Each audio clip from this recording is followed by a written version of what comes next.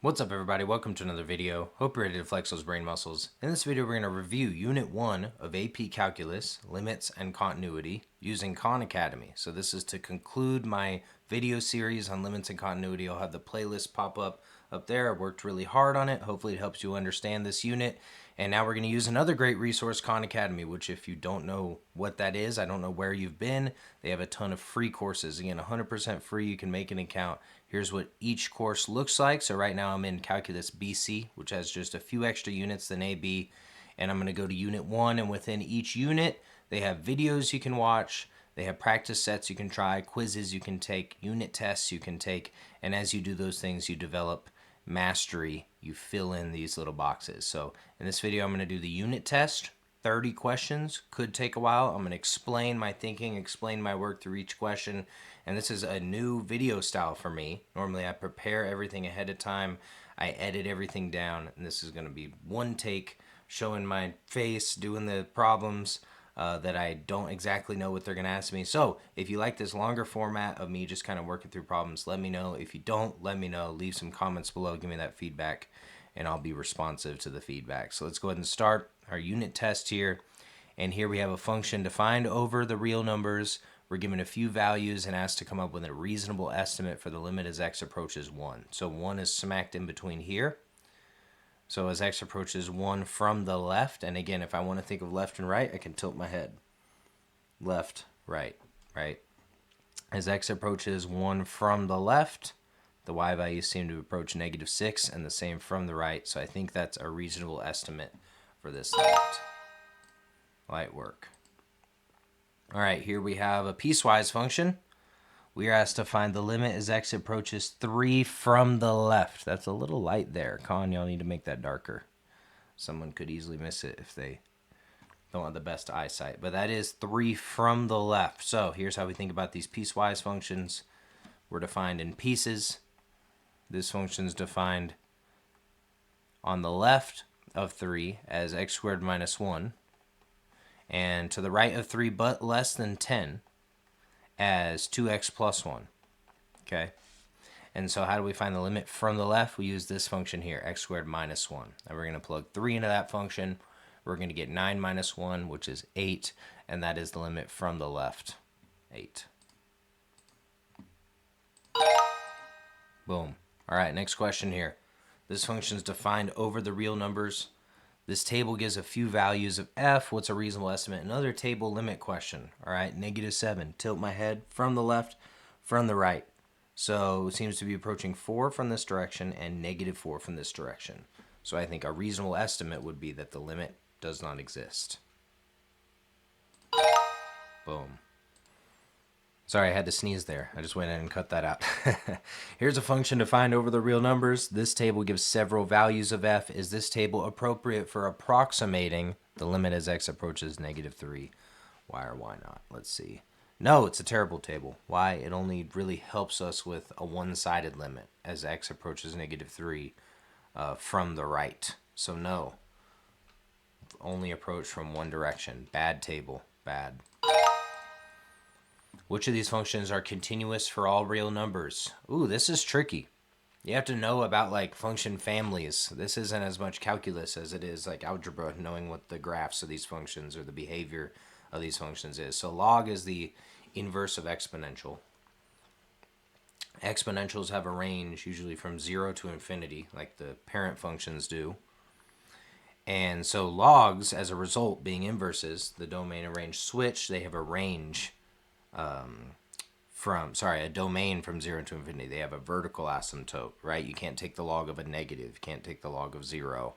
So definitely not log, and cotangent has infinitely many asymptotes. At 0, pi, 2 pi, I think it's the multiples of pi that cotangent has asymptotes. So neither of these are continuous for all real numbers.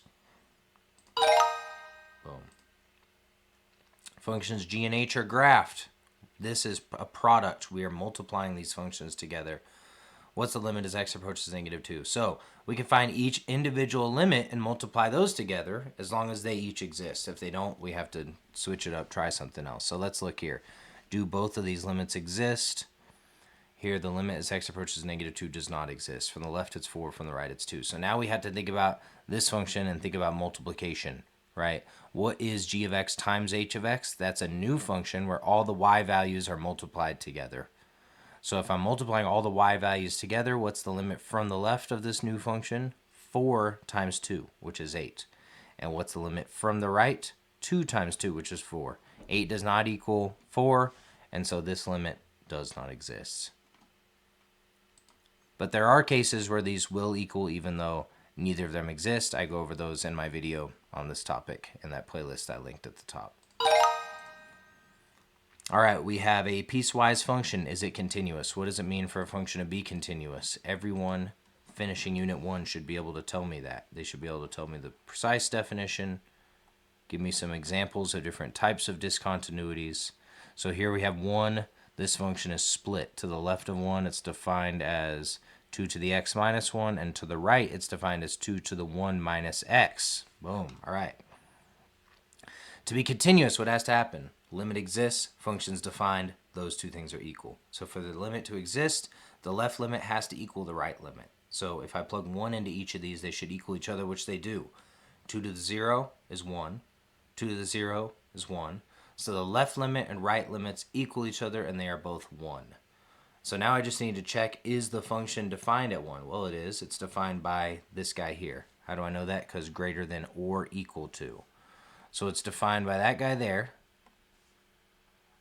And what actually is it? What is h of 1? Well, it's 2 to the 1 minus 1, 2 to the 0, which is 1. So the limit's 1. The function's defined as 1. 1 equals 1. This function is continuous at 1. Boom. All right. Ooh, love these questions. Correct description of these one-sided limits of f at x equals 1. So a few different ways we can do it. One, we can make like a table of values or a number line of values. Another, we could just use Desmos if that's really what we want to do, although I think we should have a way to do this without a graphing calculator. And finally, you could just think about, think in your head, what happens when x is close to 1 from the left, from the right? Is it positive or is it negative? Like, which direction is it going? So a few different options here. I'm going to do probably a combination of those. Probably first I'll try to do it by hand, then we'll pull up the graph, confirm our answer here. All right, so what could I do? I could think about x equaling 1 here, and I could think about finding the limit from the left. So really what we want to do with this is figure out one of 4 possibilities. I'm going to do it with my hands. Up, down, opposite, opposite. 4 different possibilities there. We're trying to narrow down which one of those we have. So really close to 1, I'm just trying to plug in some numbers. Like if I plug in 0.99 here. If this gives me a really big positive number, then it's probably up. If it gives me a really big negative number, then it's probably down like this. Okay, and I could do the same thing with like 1.001 or something like that. All right, so let's start with 0.99. What happens when I plug that in? I get -4 over 0.99 minus 1 is a negative. -0.01. Is that right? Let me double check. I believe that's right. Okay, we have 2 negatives. That makes a positive. And so this is +4. I'm going to just write plus over 0.01. And how can I write this as a whole number? Well, what do I need to multiply the denominator by to make it equal 1? 10, 100. 100. So I do the same to the numerator. And so this is actually equal to +400. It seems like the values are blowing up like this. So from the left, it's going to be positive. To be really more precise, we probably should test 0.999, but hopefully we can see we're going to get another really small negative number. There's going to be this negative out in front. They're going to cancel. We're going to have like 4,000, I think is what we're going to have if we plug that in. So it's just blowing up to infinity. So from the left, we have infinity, which tells us what? From the left, we have infinity. That it's got to be either this one or this one, A or C, okay? So from the right, what do we have? Well, we could do the same thing with 1.001. 1.0001 minus 1. I think I just slurred a bunch of zeros there. This time we have positive 0.01. And so now the negatives don't cancel. We're going to end up with negative 400. And the same thing would happen if we plugged in 1.001. 1.0001, it's just going to keep getting bigger in the negative direction. So that's over here. So here we have positive, here we have negative. So we're going to say from the left, the limit is positive infinity, and from the right, the limit is negative infinity. And that's going to give us choice C. Amazing. And we could use a graph, confirm our answer. We should have an asymptote at 1. Should we do that? Let's try it out. What is it again? -4. I'm going to put the negative out in front. Over x minus 1. Boom. Straightforward, rational function. Awesome. All right, next question. We have 3 graphs. Which graphs agree with this statement? The limit as x approaches -3 from the left is negative infinity. -3 from the left. This one for sure agrees with it. -3 from the left, it's going down forever and ever. -3 from the left, this one does too. -3 from the left. This one does not. -3 from the left is going up. It's positive infinity. So we just have A and B that agree with this statement. A and B, final answer. All right, these are the graphs of functions f and g. Dashed lines represent asymptotes, which are continuous over the interval -2, 4. Closed interval means we have to check for values between -2 and 4, and we have to check endpoints, and that's a little tricky. The function has to be defined at each of the endpoints, and the limit from the right has to equal what the function is defined as at -2, and the limit from the left for 4. Hopefully that makes sense. Let's see if that comes up here, though. First, we just check between -2 and 4. -2 and 4, there's an asymptote between. This is not continuous on that interval. -2 to 4, it's continuous between. So let's check the endpoint. -2, it's defined somewhere close to 4, and the limit from the right is also equal to that value. Let's check at 4. It's defined at 1. So it is defined, and the limit from the left equals 1. So if you swap these, this were a hole, and this were filled in up here, then it would be defined as 2, but the limit from the left would be 1, and so it wouldn't be continuous. But this one actually is. Hopefully that's making sense. Like the hole needs to line up with the interval so that the value of the function is equal to the limit from the left or from the right if it's the left endpoint. All right, so I'm going to go with B. Which functions are continuous? We're really only given 2. Interesting. All right, definitely not this one. -2 to 4. I'm just double checking my work here. Yep, B. Final answer. All right, we got 2 functions here, g and h, and we are subtracting them. Awesome, love this. So we can check, does the limit as x approach 0 of g exist? Does the limit as x approach 0 of h exist? If they do, we can find each limit and just subtract them. So the limit as x approaches 0 of g is -1, and the limit as x approaches 0 of h is 0. Those both exist.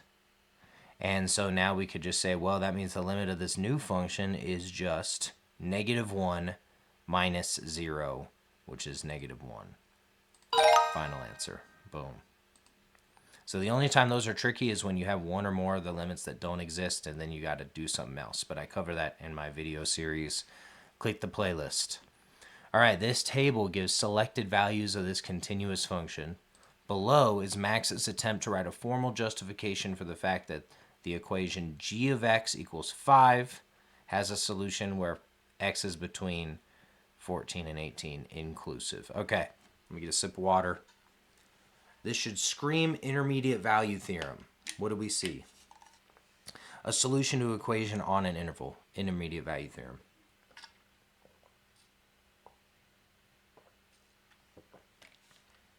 So what do we hope Max says? Something about continuous and something about between.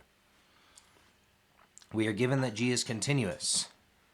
We are given that, you're right. Values of the continuous function. So he's just restating. We don't need to prove anything, we're given that.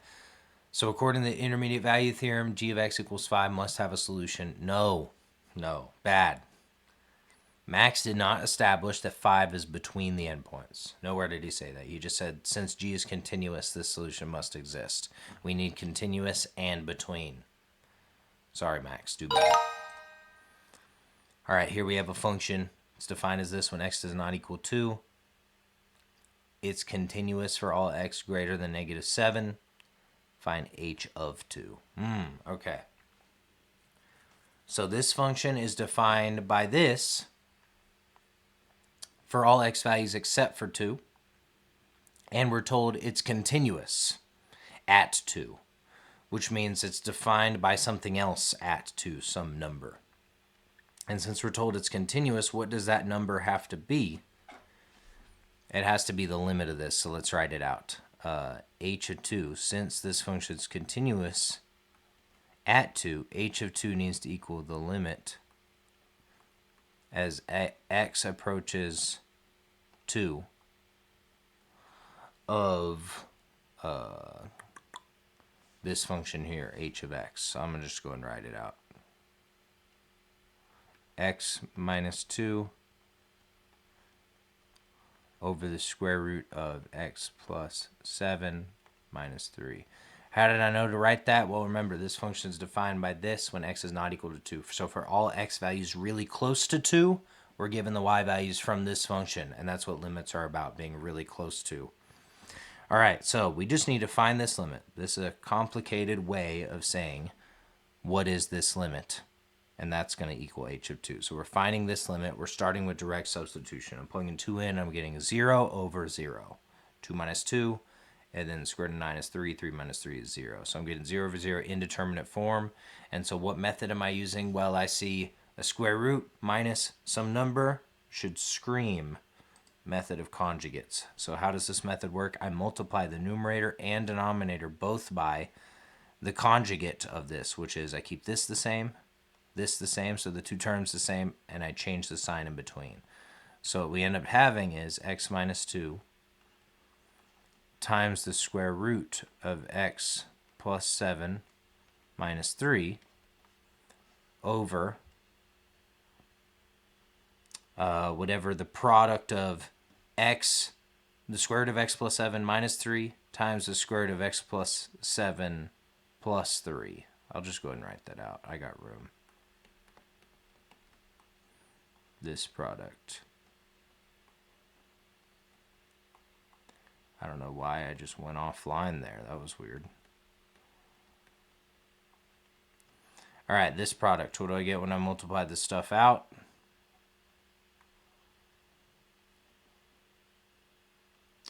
And this is the pattern that always happens. I'm using an area model to represent multiplication, and I'm multiplying the square root of x plus 7 plus 3 by the square root of x plus 7 minus 3. All right, square root of x plus 7 times the square root of x plus 7 is just x plus 7. These always cancel out when we're multiplying something by the conjugate, right? We end up with plus 3 times this, minus 3 times this. Those always cancel out. And then this is just -9, okay? So we end up with x plus 7 minus 9, which is the same as x minus 2. So this entire denominator is equal to x minus 2, and that's going to cancel with the numerator, right? Because this was equal to x minus 2. So that's exactly what we wanted. We wanted to remove that discontinuity.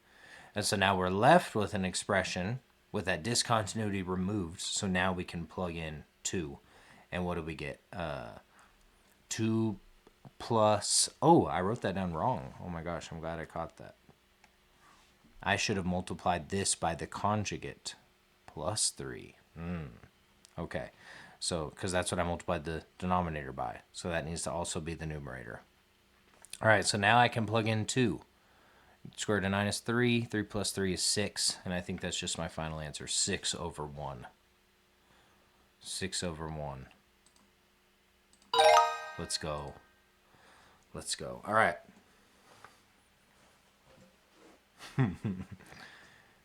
Nice trig limit. All right, pi over 2. Tangent of pi over 2.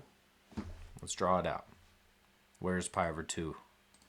It's on the y-axis.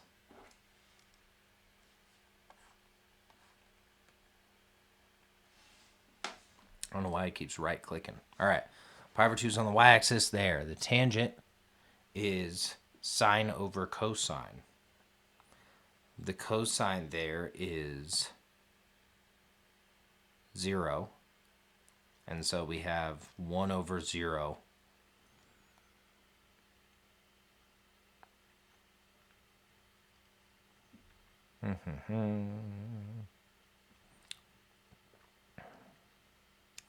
and then 1 minus sine theta is 1 minus 1, which is 0. I think this is an indeterminate form. I think it would be even more helpful to see so. Sorry, that took me a second to think about. I think what would be helpful is rewrite this as we have sine squared theta over cosine squared theta. Right? Tangent is equal to sine over cosine.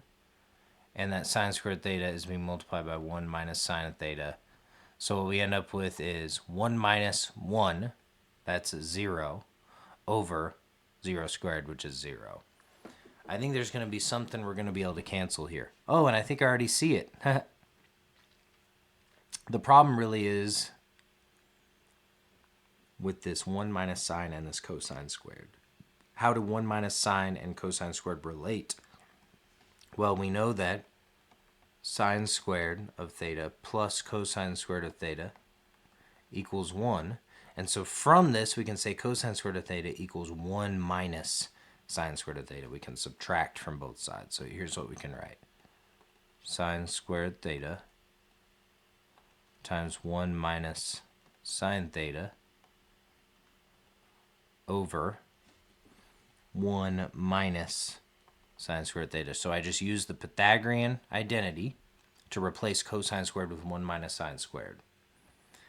And now I can factor this, a difference of squares, 1 squared minus sine squared. So this is going to be equal to, I'm just going to replace it because I don't want to use up all my room here. This is going to be equal to 1 minus sine theta times 1 plus sine theta. I just factored 1 minus sine squared theta as a difference of squares. And now one of these will cancel. And so I'm removing discontinuities here, but that's okay. They are removable. They're wholes. So it doesn't affect the value of the limit that I'm trying to find. Now let's try to plug in pi over 2. Sine of pi over 2 is 1. 1 squared over 1 plus 1 is 2. 1 over 1 plus 1, 1 over 2. Final answer. That one tripped me up at first, not gonna lie. At first glance, I was like, huh. Cool, 1 over 2. Final answer. I'm locked in. All right. Once you guys get good at this unit, this is how you know you have it down. You see this type of example, you immediately think direct substitution. Either I'm going to get a number or it's going to be indeterminate. I'm going to use the method of conjugates. I'm going to be able to cancel out an x minus 4 on the top. Like, you should be seeing this and immediately thinking of those kind of strategies. All right, 4, I get 0 in the denominator and I get 0 in the numerator. 16 minus 12 is 4. Square root of 4 is 2. 2 minus 2 is 0. So that means indeterminate form. We are going to do the method of conjugates. 2 plus square root of 4x minus 12. And then we're going to do that to the numerator and denominator. Let me not make that same little error. All right. So here's another shortcut, by the way. Difference of squares, a minus b. A plus b is a squared minus b squared. We can also apply that in this numerator here, right? So this is equal to 4 minus 4x minus 12. And that's exactly what we would get if we drew out a little box and did what I did in the last example and cancel these out. This we'd have 4, and this we'd have negative 4x minus 12. This is the big part I see people make mistakes, is they write negative and they don't write these parentheses, and it screws everything up. You have to write that parentheses. All right, and then on the bottom we just have x minus 4 times this conjugate that we multiplied by. Oops. Aha, that's how you undo. All right. 4 minus 4x plus 12 is 16 minus 4x. Am I going to be able to... This is what the numerator is equal to. Do we all see that? Distribute the negative. And I want to cancel out x minus 4. How am I going to do that? Well, if I flip these around, this equals negative 4x plus 16. Right, I want to get rid of the x minus 4. That's creating the problem where I plug 4 in and get 0 over 0. And I think I can do it here. Here's what I think I can do. I just combine like terms, distributed the negative, swapped them around, and now I think I can factor out a negative 4, and I end up with x minus 4. So negative 4 times x minus 4. If I distribute this in, I get back here. If I swap these, I get here. Amazing. So we're going to factor this numerator as negative 4 times x minus 4. The x minus 4s are going to cancel. And so we're just going to be left with negative 4 in the numerator and 2 plus this square root of 4x minus 12 in the denominator. And now I can plug in 4. 16 minus 12 is 4. Square root of 4 is 2. 2 plus 2 is 4. Negative 4 over 4. Negative 1. Final answer. Negative 1. Where's my mouse? Killed it. All right, halfway through this bad boy. Direct substitution. Let's do it. Plug negative 1 in. 1 minus 9 is negative 8. 1 plus 1 is 2. Sometimes it's just that easy. So let's write it out and make sure. Negative 1 squared is 1. So 1 minus 9 is what I have in the numerator. Negative 1 squared is 1. So 1 plus 1 is what I have in the denominator. This is negative 8 over 2, which is negative 4. And that's it. It's as easy as squaring and subtracting and adding. This is the graphical function. Dash lines are asymptotes. Which x values... Oh, select the x values for which f has an infinite discontinuity. This is easy. We just need to remember what that means. And that's an asymptote, where we have one-sided limits of infinity or negative infinity. So I only see one infinite discontinuity here. I see a jump at 1 and an infinite here at 5.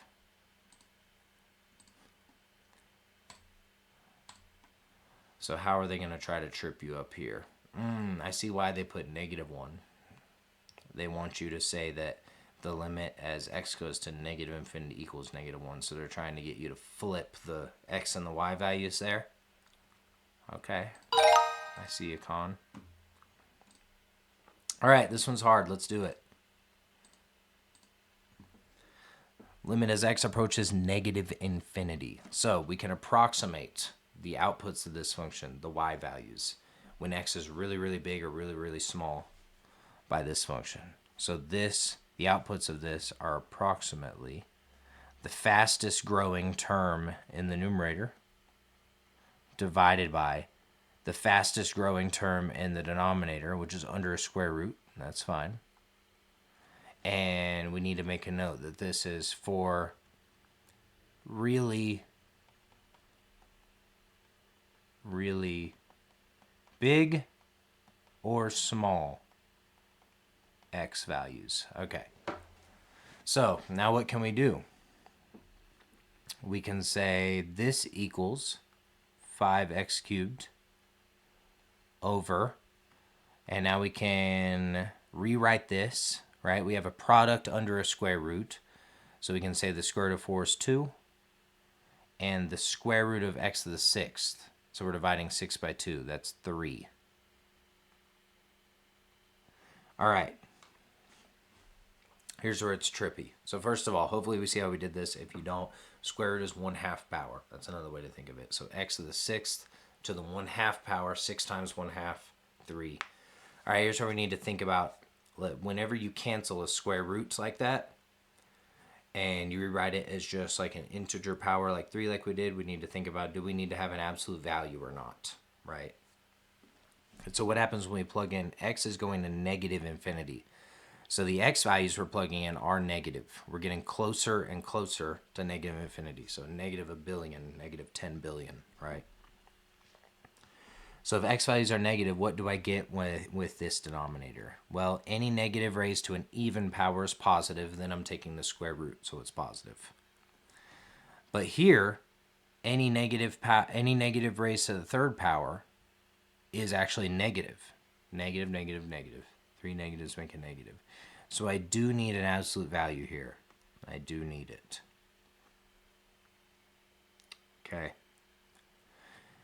And now these are actually equal. Now what can we do here? This is where it gets a little bit tricky. All right, let's think about this. When x values are really, really small, really big in the negative direction, x to the third is negative. Absolute value of x to the third is positive. That's right, because I don't know why I said it like that. So the absolute value is there, so it makes it always positive. All right, so this is actually equal to, so instead of canceling x cubed, if we didn't put the absolute value there, we could just cancel those out and we'd write 5 over 2. Since the absolute value is here, when x values are really big and negative, x cubed divided by the square root of x cubed, this numerator is going to be negative, this denominator is going to be positive, but they're going to have the same absolute value. They're the same distance from 0 away from each other. This is always going to equal -1. And so this is -1, and so the final limit is -1 times 5 over 2, which is -5 over 2. This is about as hard as it gets for limits at infinity.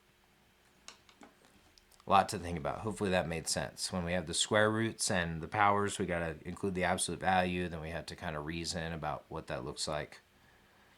All right, -5 over 2. Hopefully that's right. I feel pretty confident in our work here. Let's go. All right, what's the cosine of 0? Cosine is continuous. This is so light. Cosine is 0. 0 is over there. The x value is 1. Just 1. Sometimes it's just that easy. All right, we want to find this limit. Looking at this graph, we can estimate this limit is equal to 1. Okay, yeah, it sure looks like it's equal to 1. To prove it, we can use the squeeze theorem. Love it. Deleuze suggested that we use the functions g of x equal 1 and h of x equal 3 minus 2 cosine x. Do these each work? All right, so what are we looking for with the squeeze theorem?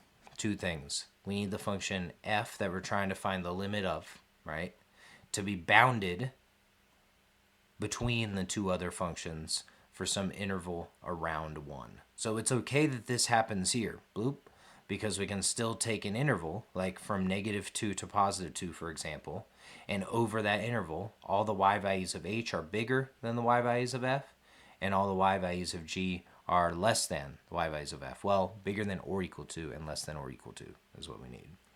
And then we also need all the limits to be the same thing. Well, in particular, those two bounding functions. So we need h and g to have the same limit as x approaches 0, because when those two things are true, then we can conclude that the limit of f is also the same. So yes, what are the potential wrong answers? It's not true is always below, always above.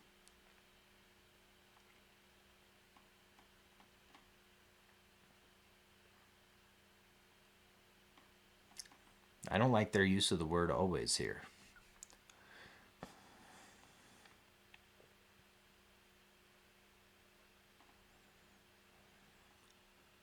I could see someone picking this because, but it doesn't need to be always. It needs to be for some interval around 0, which is clearly the case. I mean, we can go out here to -2. So if this is wrong because they're trying to say this is a problem that this function eventually crosses, then that's disappointing.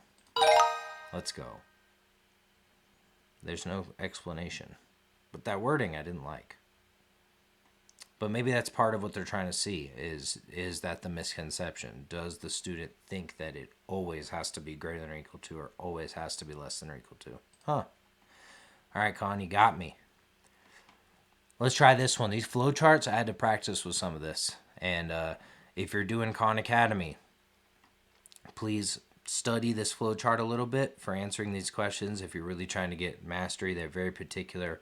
This is a very particular flowchart and way of finding limits that is slightly different than the way I think about it. and they're very specific about how they want you to respond to this. So we want to find this limit as x approaches negative pi of this function. Okay, negative pi. What is the sign of negative pi? Negative pi is over here. The sign is 0. So we have 0 in the numerator. The secant is 1 over cosine. So cosine's negative 1. That's the x value. 1 over negative 1 is negative 1.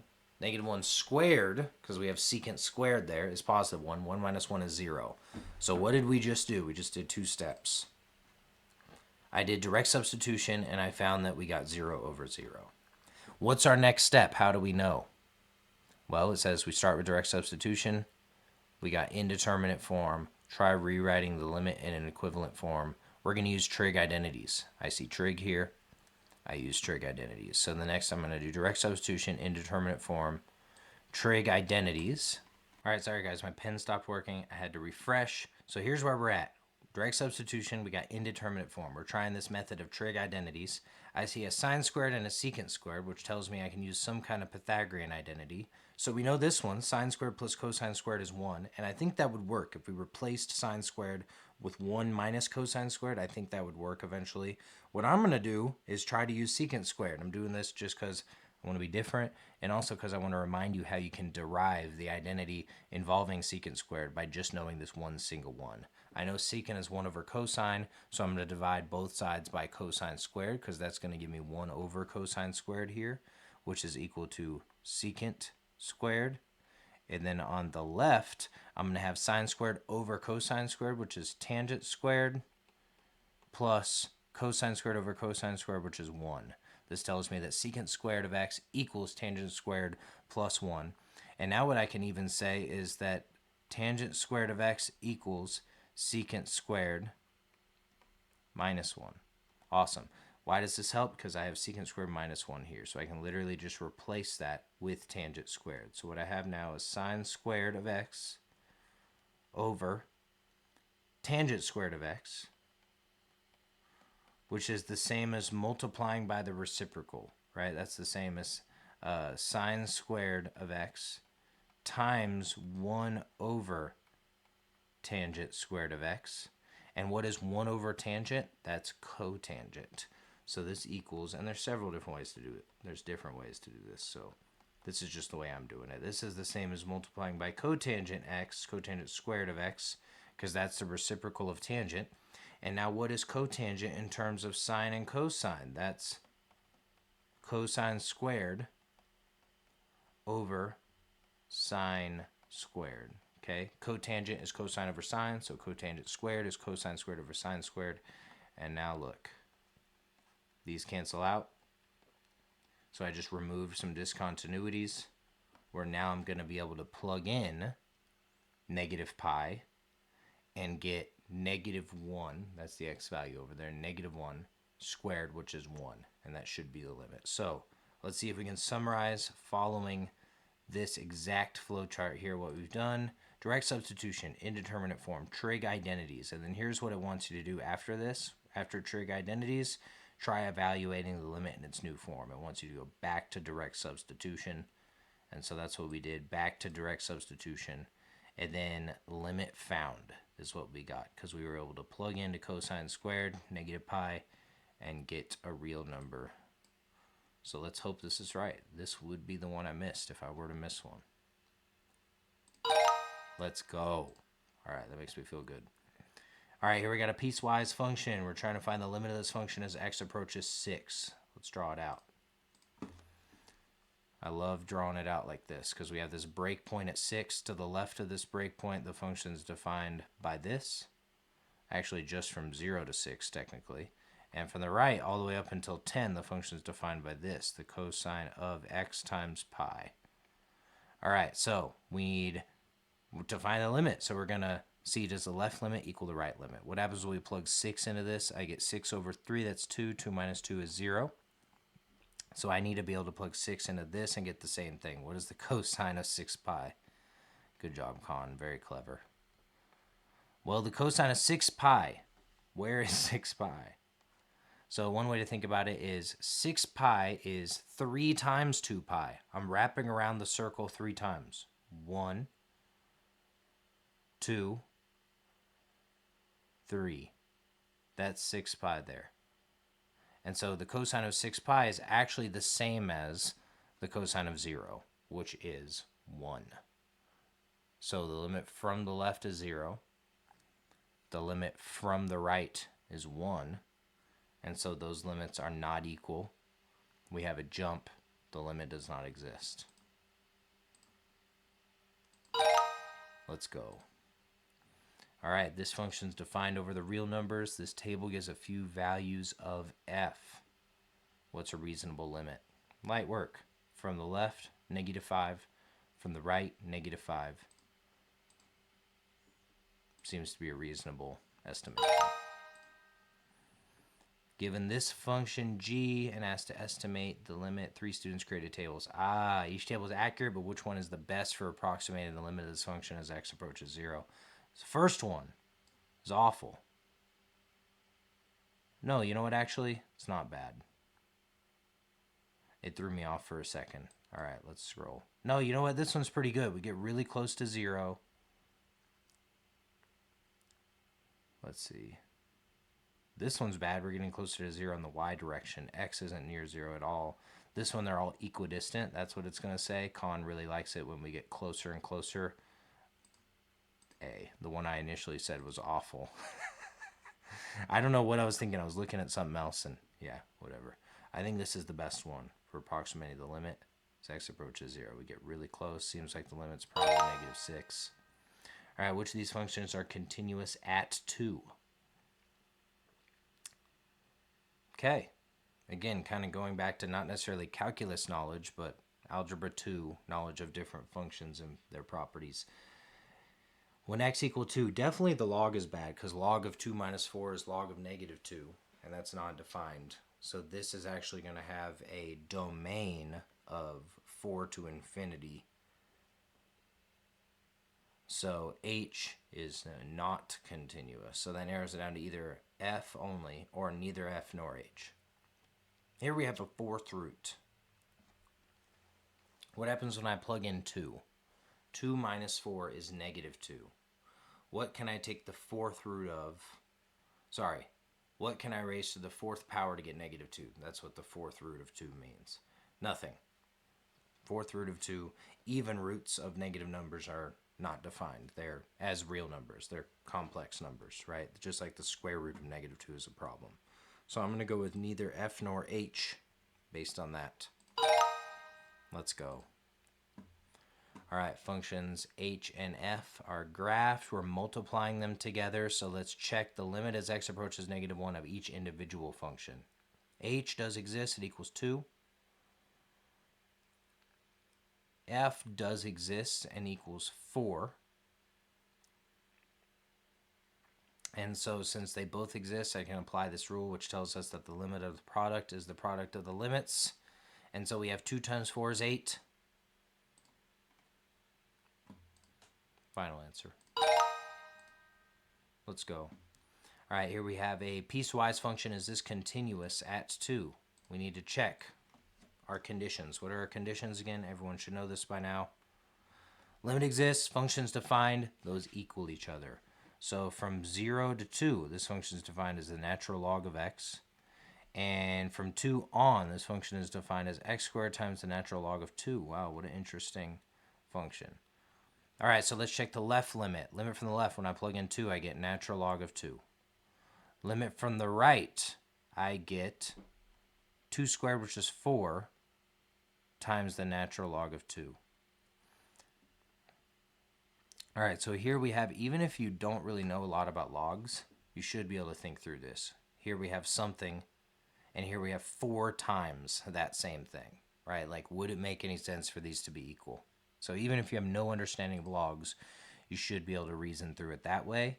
But what I just concluded is that the limit from the left does not equal the limit from the right, and therefore the limit doesn't exist, and I'm going to say this is not continuous at x equals 2, because the limit as x approaches 2 does not exist. All right, select the correct description. So again, I think we saw this one earlier. We're doing the same thing. We're trying to get close to 2 and think about one-sided limits here. What an interesting thing, ln squared. I don't know if I've ever seen that. I mean, I guess it's the same as sine squared. It just means the whole thing times itself. Wow, so interesting. Yeah, I don't know. I can't say I've ever seen that. So this, I imagine, would equal, if it's like the same idea as sine and cosine, the natural log of x minus 1 times the natural log of x minus 1. And it makes sense. Log, just like, sine and cosine are all functions, and we want to distinguish between when is the argument squared and when is the actual entire function squared. I guess that would make sense. All right, one-sided limits when x equals 2. Okay.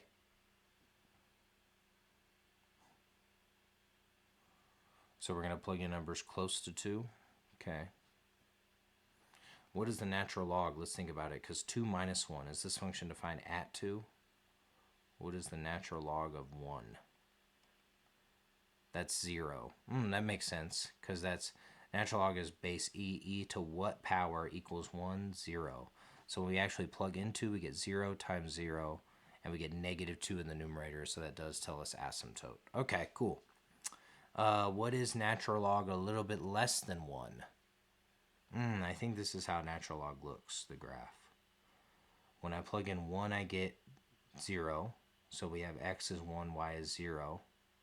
When I plug in numbers between 0 and 1, I get negative numbers. So it goes down like this and has that vertical asymptote. And when I plug in numbers greater than 1, I get positive numbers. So it goes off like this. Okay, that makes sense. So I think I could just think about for this whether outputs are negative or outputs are positive. Like if I plug in something really close to 2, let's try from the left, 1.99, I end up with negative 1.99 over ln of 1.99 minus 1, which is ln of 0.99, times ln of 0.99. And so what we have is each of those natural logs of 0.99 are negative, so the entire denominator is positive, and it's a number that's pretty close to 0 and positive, and the numerator is negative. So we have the entire thing being negative, and that's what's going to continue to happen as I plug in, 1.99999. That's going to continue to be the pattern. The output is always going to be negative, and it's going to be tending toward negative infinity. So that's the way I'm thinking about this one, is mostly thinking about the sign, S-I-G-N. All right, so what did I just say? I said I plugged in 1.99. So from the left, I think this is going to be negative, negative, negative. So 3 negatives is a negative. From the left, it's going to be negative infinity. And I think from the right, it's also going to be negative. Because from the right, what's going to happen if I plug in 2.001, then I end up with ln of 1.001 or something like that in the denominator. And in the numerator, I end up with still a negative 2.001. And so these are now both positive, and we still have that negative in the numerator, so the outputs are still negative. So I think it's going to be an asymptote like this, from the left down, from the right down. And that's what I'm going to pick. That makes sense to me. Let's go. All right, so again, we could have also used a calculator and actually found those values and made a table. And last resort, we could have pulled up Desmos. Although you should be able to do this stuff without a graphing calculator. All right, here we got some asymptotes. Which expressions agree with the graph? The limit as x approaches -1 is negative infinity. Nope, this is not consistent. From the left, it gets bigger and bigger. From the right, it gets smaller and smaller. So we can't describe the limit as an infinite limit, at least not two-sided. Limit as x approaches 3 from the right. From the right, as x approaches 3, it is negative infinity. That's true. And as x approaches -5 from the left, that is positive infinity, not negative infinity. Negative 5 from the left, that's here. So just one of these is true. Final answer. I think we're on our last question now. Over which intervals is g continuous? From -6 to -1. Here's -6. Here's -1. So again, it's continuous everywhere in between. There's no jumps, holes, asymptotes, gaps, breaks. Check the endpoints. -6 defined as 7. The limit from the right is also 7. For -1, it's defined at 1, and that's also the limit from the left. If you swap this hole in this point, it would no longer be continuous. But as is, yes, it is continuous. Hopefully that's making some sense. -1 to 1, nope, fails pretty miserably. Well, I wouldn't say miserably. Everywhere in between works. Neither of the endpoints work. Here, the endpoint on the left is defined at 1, but the limit from the right is 3. And here the endpoint isn't even defined at all. Okay, so just that -6 to -1, that's where the function's continuous. And that's it. We just finished the unit test. Let's see how much I leveled up. Course mastery, so let's go back to unit 1. I think I was at 60-something percent, so 78%. So I might have to take the unit test a couple more times. Hopefully you found this video helpful, entertaining, interesting, whatever you use it for. Hopefully you got something out of it. And hopefully what you do is you go now and create your own Khan Academy account if you don't have one by now, and take a unit test on your own and try to level up some of the stuff. And again, there's all kinds of different courses, not even just math, outside of math. Amazing resource. Shout out Khan Academy. Also make sure, again, check out my playlist, Limits and Continuity. Make sure you're subscribed to my channel, that you like this video. And most importantly, keep flexing those brain muscles. See y'all later. Peace.